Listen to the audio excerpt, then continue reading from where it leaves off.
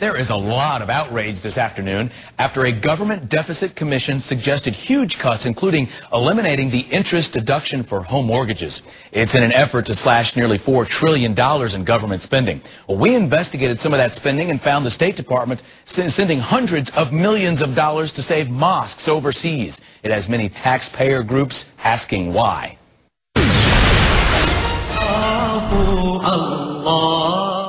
This 1,300-year-old Egyptian mosque was almost flooded by contaminated sewer water. It and other ancient Cairo mosques and churches were saved from destruction by U.S. taxpayers, part of a $770 million program to rebuild Cairo's sewer system. The checks are written by the U.S. State Department's USAID program. We're spending money we don't have. This is all, basically on a gigantic credit card right now.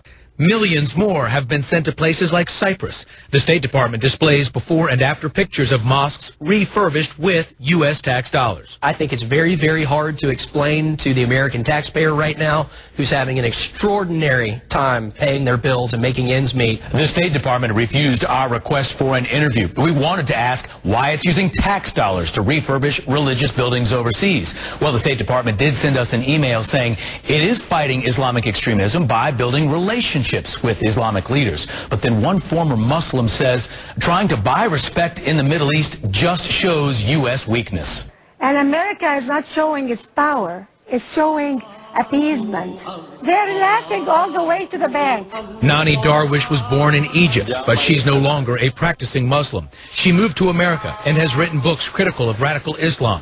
She says most of the mosques in Egypt are run by extremists who have ordered former Muslims like herself to be killed. We are building mosques to issue fatwas of death against people like me.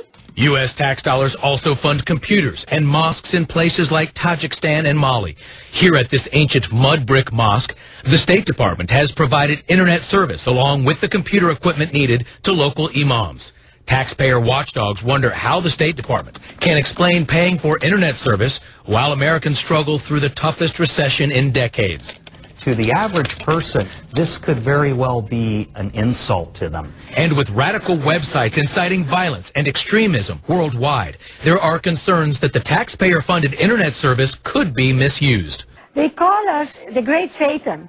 So we're giving them access to really get together against America. Critics say it is time to review funding for all federal programs that don't directly benefit taxpayers. Or spending money we don't have, and certainly we can cut items like this.